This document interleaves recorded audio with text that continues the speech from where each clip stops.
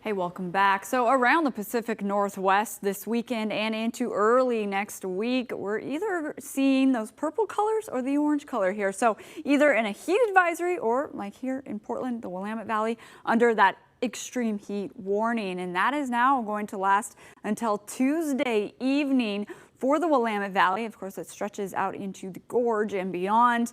These heat related illnesses, they do always increase during this time, and it's not just because of these high heat during the day, but then those overnight lows are still very warm. So far today, we've hit 99 degrees here in Portland, Salem, Eugene also hitting that mark. The Dalles and Walla Walla coming in at 101 for their daytime high. But remember, at this point in August, Portland typically sees 82 degrees for a daytime high. Another weather alert to be aware of that was issued by the National Weather Service is this air quality advisory.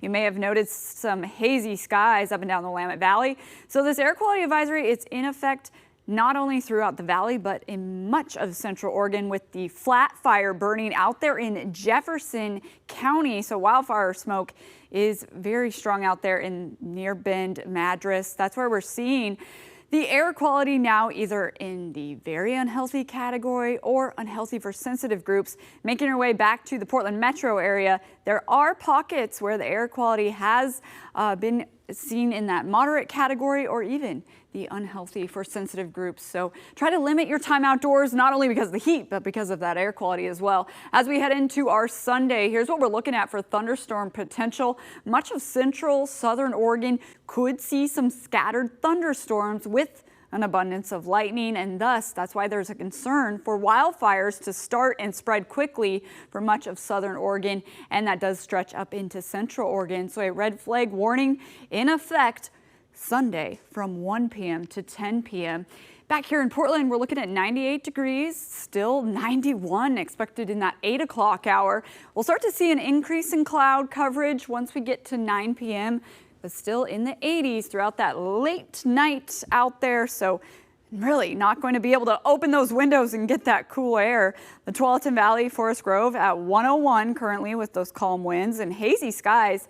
Port of Kalama sits at 96 degrees with that sun shining. Heading up to Mount Hood Meadows, they're now at 77 degrees. As these toasty temperatures continue throughout the rest of the weekend, we've got that strong ridge of high pressure that was anchored over the Pacific Northwest. By the time we get into Tuesday, so Monday night into Tuesday, it starts to break down and we'll start to see some cooler temperatures. Let's time this out for you. Some more cloud coverage tonight. 9:30 though, 80 degrees. Notice a nice cooling on the coast. Sunday morning, cooler temperatures along the coast. 73 expected here at 9 a.m. in Portland. By the time we get into our afternoon though, we're back into the upper 90s. Another day of that high heat. And then Monday, cooler in the morning, 60 degrees. But yes, another day where we'll be back into those 90-degree days all around the metro, all around southwest Washington as well. Looking long term though, there is a slight, and I'm talking slight, like 20% chance of a sprinkle or two come Friday and Sunday next weekend. But we got to get there. We'll see how it goes. Our overnight for tonight only getting down to 68. That is a very warm overnight forecast. Here is your Sunday all planned out. By the time we get into our lunch hour, it's going to be toasty out there, and then 3 p.m. expecting to be at 93 degrees across the coast tomorrow. We keep our Coin 6 weather alert in effect. Hot and hazy out in the gorge, getting back into the triple digits. Here is your 7-day forecast. The next 3 days, be prepared as we continue to deal with this extreme heat.